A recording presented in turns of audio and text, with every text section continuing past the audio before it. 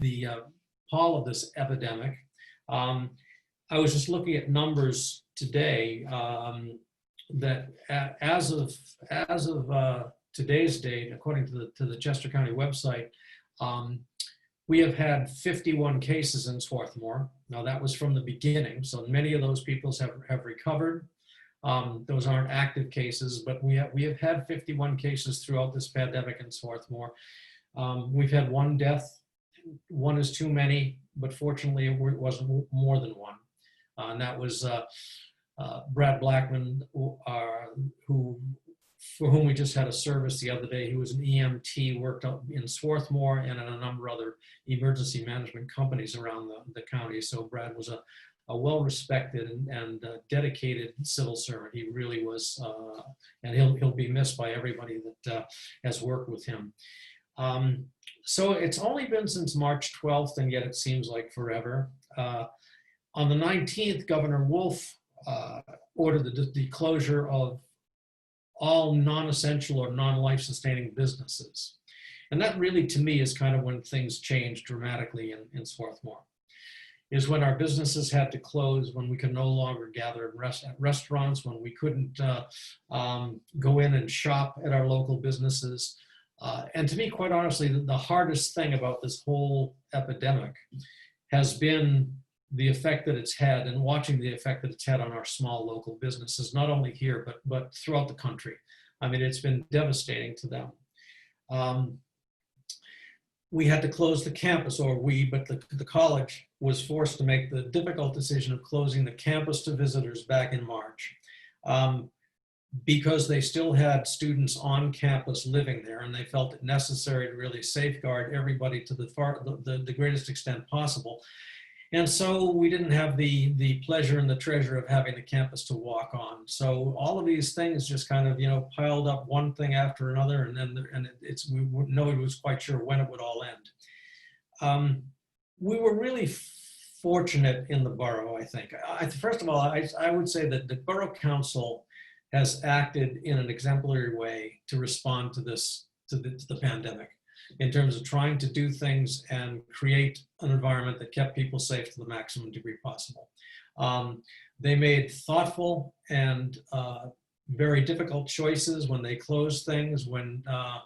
So I just want to, number one, recognize the members of Borough Council who really have done an incredible job. We've been meeting through this entire period virtually.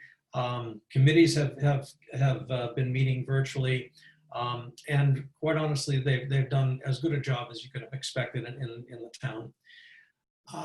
And that probably helps account for the fact that even though there's 51 cases, that it's not more than 51 cases.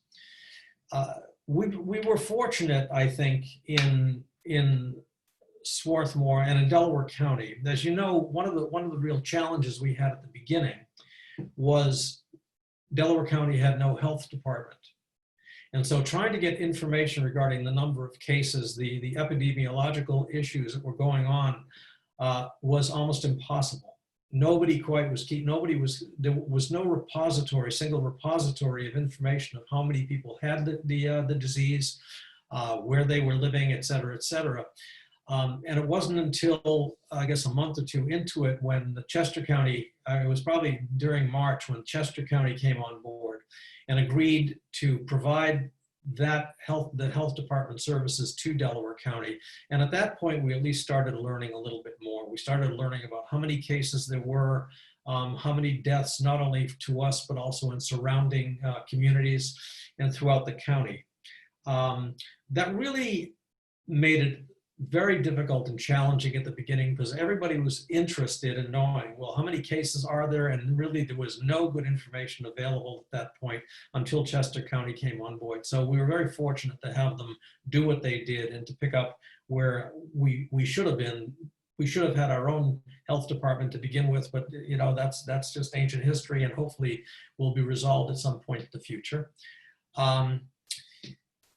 And I think we're also extremely fortunate that the state took such a strong role. They issued the necessary declarations, as difficult as they were. They made some really they had some hard, Governor Wolf had some very hard choices to make in terms of the closure of small businesses, obviously, the closure of gatherings, the closure of restaurants. And yet, had that not been done, I think we'd be in a far worse place, clearly, than we are today. Right now, the pandemic is still here, and we cannot assume just because cases are down countywide that it's over. We still have to take whatever precautions are necessary to make sure that we safeguard everybody. Our national response, as I don't have to tell you, was a little bit scattered. We weren't getting a lot of support nationally in terms of what to do. The federal government was not terribly forthcoming in terms of helping us through this thing, so it really fell to the state. And I think the state really reacted as well as it could be. And so it's been a difficult time. It's been a difficult time to try to negotiate my role as mayor. On top of the pandemic, we then had the issue of the George Floyd incident in Minneapolis, which led to certainly the increased activity of the Black Lives Matter movement, which created other issues in terms of making, in the community of demonstrations, et cetera, et cetera. So it's been kind of an interesting, I must say, an interesting time to be mayor. It's been, challenging, and unfortunately, not all. I haven't had time for all the fun that normally I would do. Give speeches on 4th of July, because there was no 4th of July per se, Memorial Day. So, I'm hoping we get back to that one of these days. But in the meantime, I've been working closely with the borough and with the police to make sure that everybody feels comfortable that they're making the right choices. On the converse of it, and trying to prepare for this and looking at all the challenges, and I must say that despite the challenges that we are facing, when I watch the news over the past few days and see what's going on in California and the rest of the West Coast, with the wildfires that are eating up, in California alone, an area the size of the state of Connecticut, both in terms of the loss of personal life and the loss of personal property, the loss of forest land. What's happening now in the Gulf Coast with a slow-moving hurricane that's flooding communities left and right.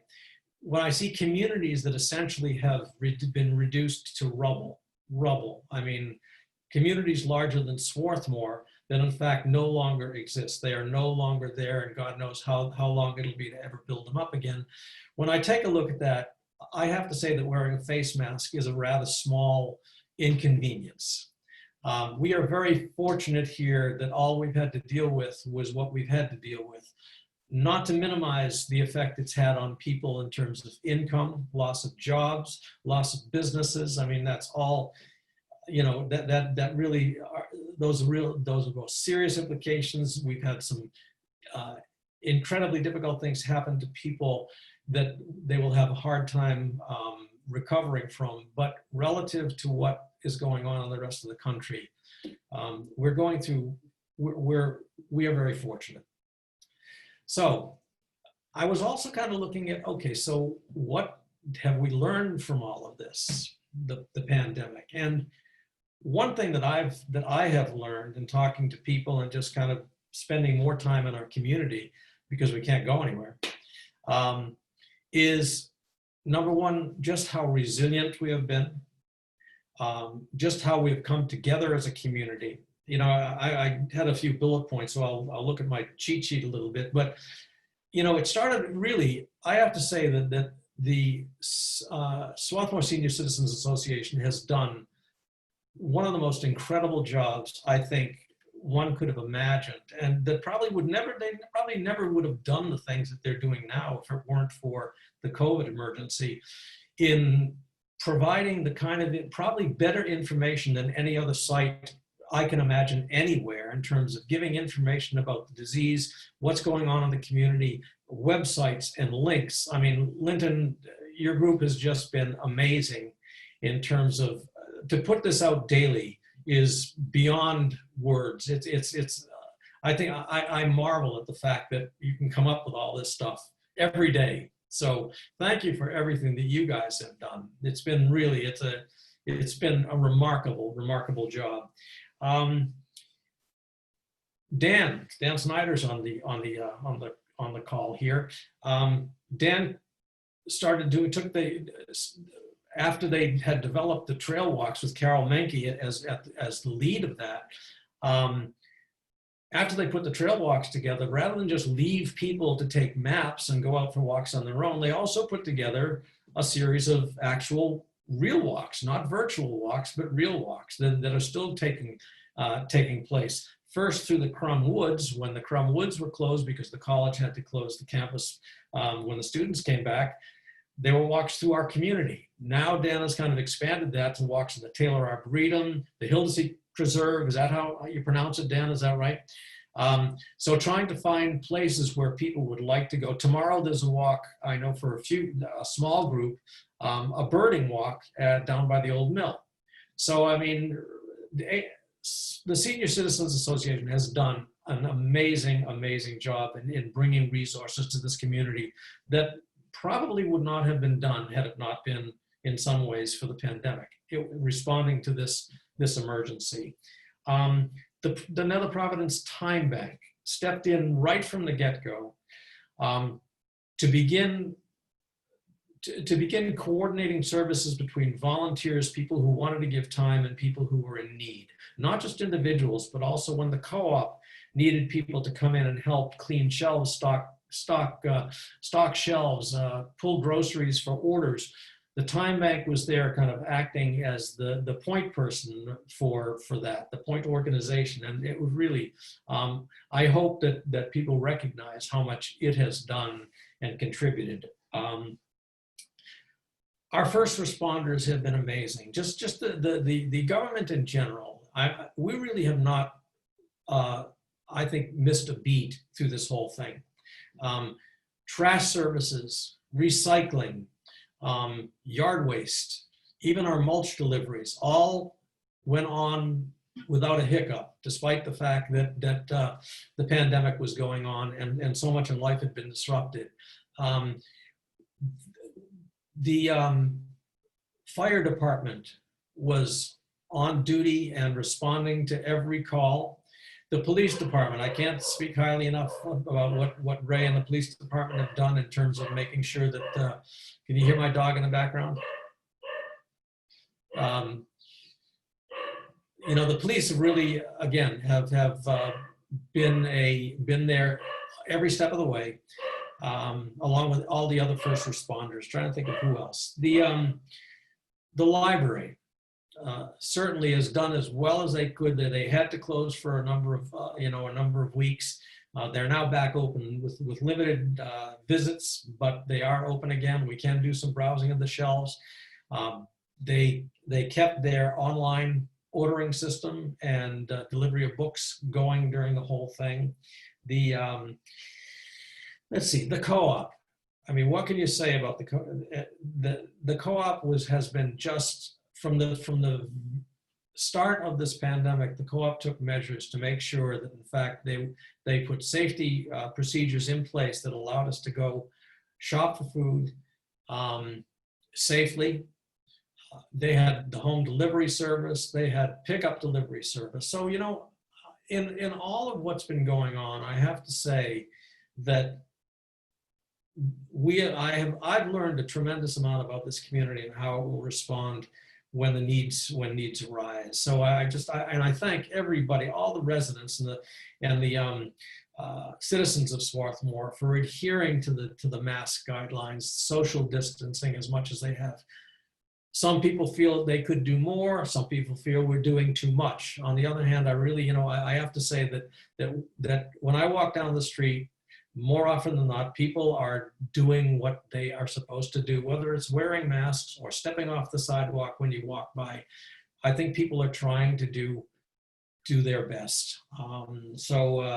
Trying to see what else. Scott and Teresa Richardson, right from the beginning, when their restaurant was really pretty much out of business except for delivery, They decided to bring employees and keep employees on, providing food and meals for people in need, both in our community and neighboring communities, including Chester. They've done that since the beginning. They're still doing it. They raised, because of your help and everybody else's generosity, raised how many, $12,000 or so at this point, Linton? It's actually about 19,000. 19,000. I must be reading last week's news. And continuing to assist, people who are in need and who are food insecure. The high school students came. They responded in kind. They ran some of our rallies. I know if any of you took part in any of the Black Lives Matter rallies, the high school students were largely involved in helping to organize that. So, that being said, I think that life in Swarthmore, as much as possible, has gone on in as normal a fashion as possibly could have been expected. It's become rather a new normal. I'm hoping someday it's the old normal and that we get back to our old normal. But, beyond that, I'm not sure. Does anybody have any other issues that I've forgotten in terms of thanking people? Linton, can you think of anybody that perhaps things that have gone on that should be announced? Well, you sort of mentioned it, but I just want to say that I feel like the leadership in our town, including you, have done an amazing job. And I feel like that needs to be recognized. Well, I appreciate it. Yeah, I do. Council has had to operate under really some difficult circumstances, made difficult decisions. And again, you can never get everything right. You never will when you're dealing with kind of day-to-day unprecedented circumstances.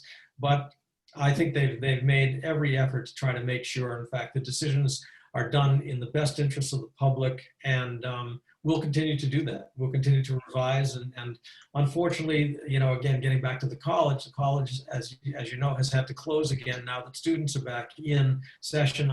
They have the information regarding the college is that right now they have 609 students on campus. 830 students are off campus and studying remotely. Of the 609 so far, since they've been back, which is, I guess, since Labor Day, there's been one student who's tested positive. They're doing tests all the time. One student has tested positive, and 3 staff have tested positive. In every one of those cases, they've been reported to the proper health authorities. They've done contact tracing for all of them as necessary. They've been quarantining as necessary, but compared to what we read of what's going on in other college campuses around the region, around the country, to have one student come down with a case, and let me say, 11 students were sent home for violating the pledge that they made when they came back to campus. So the college is taking this incredibly seriously. They closed the campus not only to protect students, but also to make sure that they protect the community to the greatest extent possible. They will. Greg Brown has mentioned several times that they will continue to test and will make revisions as seem appropriate, including opening up parts of the campus, hopefully opening up the woods before too long, so Dan can get back taking people through the amazing Crum Woods. So things will change and things will evolve. We hope that sooner or later we do have a vaccine, that all of this will be behind us, that this will be just a memory in the rearview mirror. In the meantime, again, we have to keep taking it seriously. We have to do everything that we can. And with that, I see my wife has her hand up for a question. Well, before Marty, oh yeah, I just wanted to mention about the Swarthmore Town Center. Yes. Yeah, you can go ahead and say Yes. all that they have done. When restaurants closed for inside dining, and then when suddenly we were able to get into the yellow phase or outdoor dining, limited amount of outdoor dining was possible, Swarthmore Town Center stepped up right from the beginning, even before that. They were helping our businesses with understanding the application process for emergency aid that was available through the state and through the federal government. They were helping businesses do their marketing and merchandising websites, those that could sell through the internet.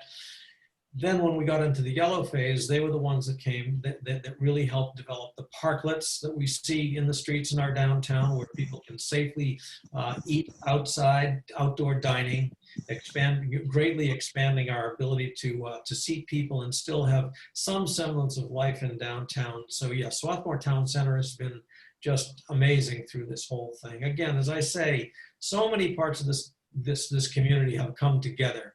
I thought maybe we could also mention the worshiping communities in town have really done a yeoman's effort as well, it seems like.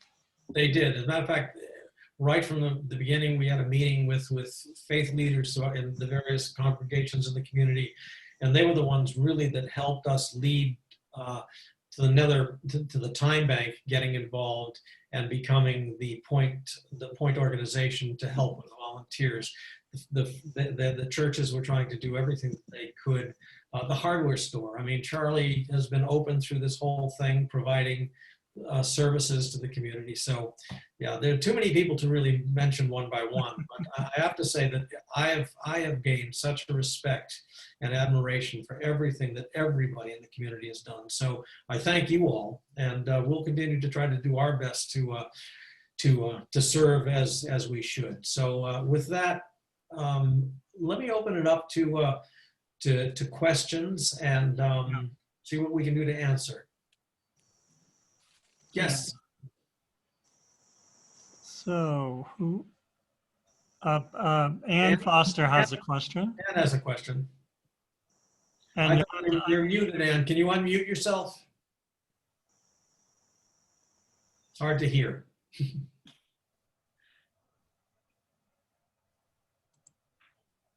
Can you unmute them, Linton? Or I'm trying. Okay, how about now? There you go. Okay, there you go. You're good. Too many buttons.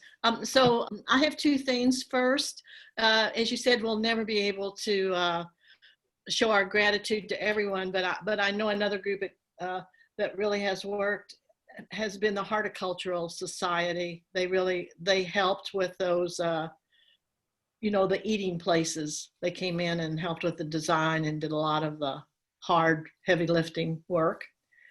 And my question has to do with what kind of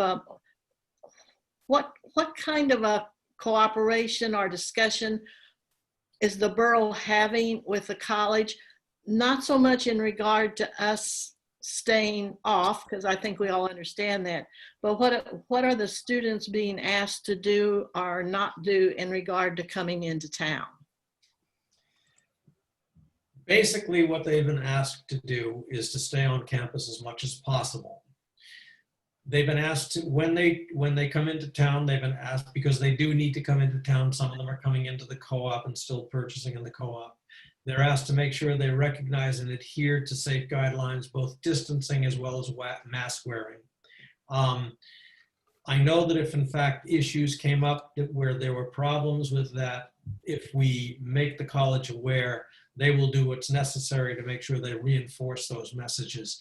So they are trying, it's hard to, number one, it's hard for them to ban students from leaving campus. I don't think that they're willing to go that far. And the town is an open forum. I mean, we still welcome people coming into town. We just want to make sure that they do it in a safe manner to respect the health and the safety of residents as well as protecting themselves. Does that answer your question, Ann? Yeah, and when I've seen the students around, or people I think are students, they are very, very respectful, always have their mask on, so. That's been my experience too. Thank you. Other questions? Betty. And you're muted.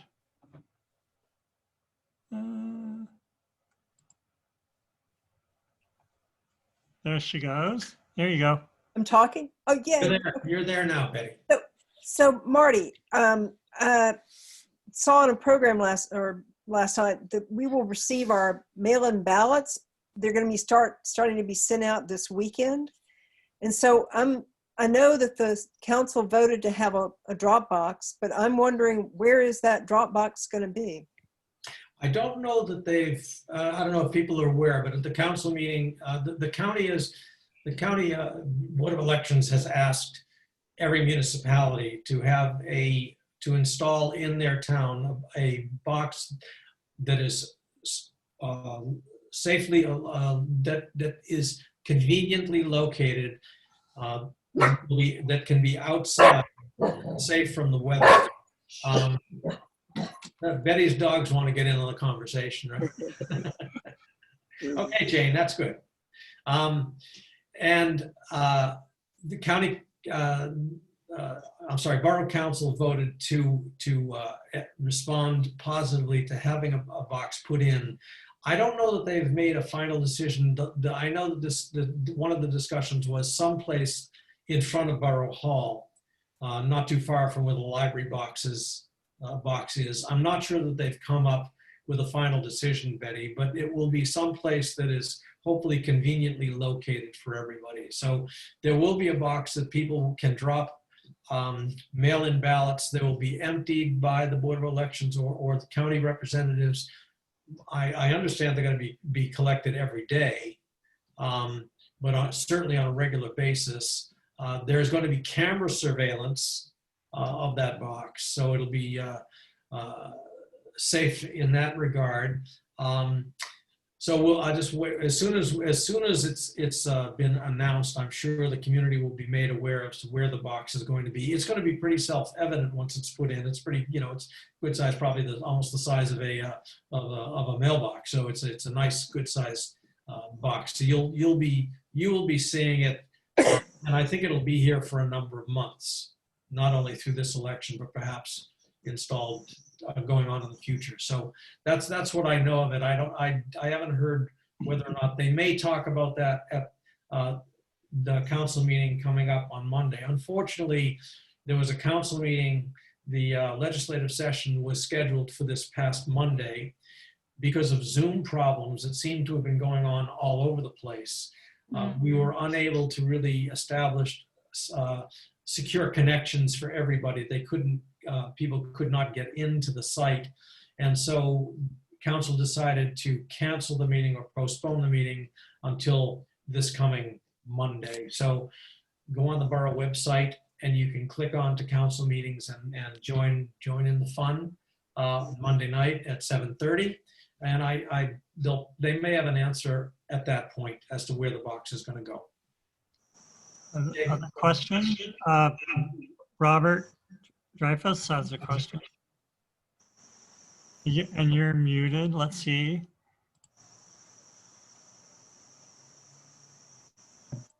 Okay. No.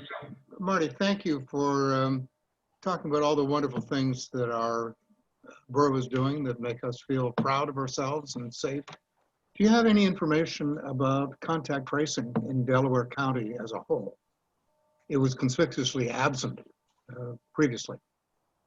I believe the contact tracing is being done and coordinated through Chester County as well. That Chester County has kind of taken the lead on that since we don't have a health department to do that.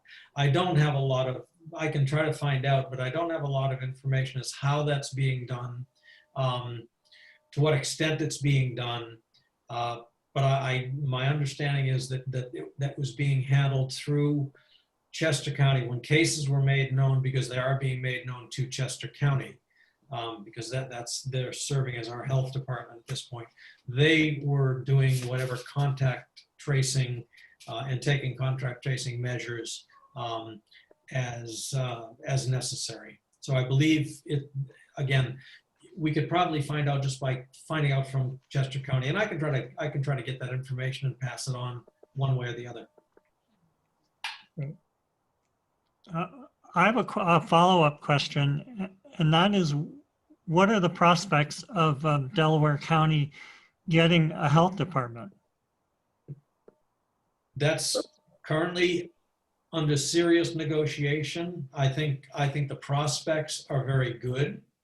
It's a budgetary issue, obviously. It's not an inexpensive thing to take, and it's also something that's not going to be done overnight. It's going to be something that will be phased in probably over a period of time. But yeah, I think that the prospects of having one, I think it will happen. I'm confident that in fact they are working for a positive resolution of having a health department, hopefully well before we hit another pandemic. I hope so. Yeah. I mean, there are a lot of things that health departments do that would be extremely helpful. I mean, in many cases, they manage issues regarding the opioid epidemics, keeping track, providing service, providing information. Well, there's all kinds of public health information. restaurant inspections. We have those still in town. We always have. Yeah, but We do have a health officer in Swarthmore. The role may be a little, certainly it's not a county, and the role is somewhat limited, but we do have annual restaurant inspections. Every restaurant in town must be inspected every year and get a restaurant, a license, a renewed license. So that happens now as well. good.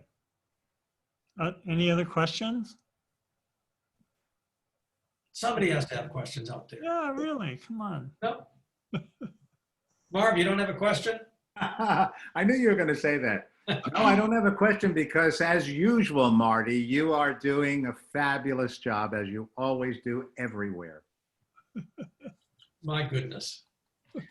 Okay, your check is in the mail.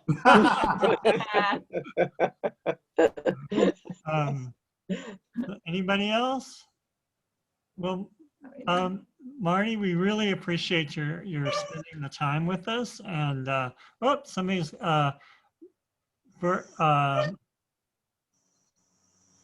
let's see. Why don't somebody's got their hand up? I think we were applauding. Oh, Marv was applauding. yeah, but Can you hear me now? yes, yes, we can. Yeah, okay. I'm sorry I'm not visible because I can't figure out how to get myself on there. However, my question was, someone referred to an article, I think it was from the New Yorker at the beginning. I didn't catch the title. Ah. Can you repeat that, please? So Robert Dreyfus was recommending an article, and go ahead. I'll write it down. You're okay. It's Believe It or Not. Yeah, It looks like it's in the New Yorker.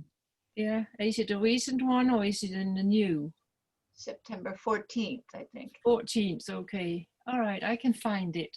Okay, thank you. Thank And you it's so by much. Josh. It's by Josh Yaffa, Yaffa. YAFFA. I got it. Thank you. All right. Thank you so much. Anybody else? Anybody else? All right. Well, thank you for coming out today, so to speak. And welcome to everybody from all over. And we will be meeting next week in person, but if you'd rather tune in, we'll be doing it on Facebook Live again, like we did with Last Chance Duo last week. So next week, 12:30, Wednesday, we're gonna do charades on the lawn. And Heather has a question. You're muted. There you go, Heather. What? Nope, we still can't hear you. There you go. Okay, can you get Birgit back on? She is on. Well, I show her as muted. oh, she is muted. Yes. Can you unmute her a moment? I'll ask her. I And can there do she goes. There she Birgit, it myself. I Birgit, just can't see you. Yes. I know, all right, I wanted to help you just a moment. I Yeah. think I can do this quickly. Birgit, if you will look up in your, I think in your upper right-hand corner of your screen, Yes. do you show 3 little dots? No, I see 9. I see the little thumbnail kind of view. Well, And then, Yeah. Never mind. This is taking too long. I think Birgit got what she wanted. Okay, never mind. All I right. we can do it quickly. It's going to be longer. Never mind. Great. Next time, I promise I will not. I'll make sure that the little blue light is on my computer at the top. All right. And if you need any help, give us a call at Yeah. the phone number, and we'll get No, I won't linger. we'll get Dan involved. Thank you. Thank you, everybody. We'll Thank see you. you. See you Thank next you. week. Take care. Bye-bye. Thank you, Linton. Lynn. Thank you. Bye. Bye, Linton. Bye-bye. Thank you. Thank you. Thank you, Mr. Mayor. Thanks.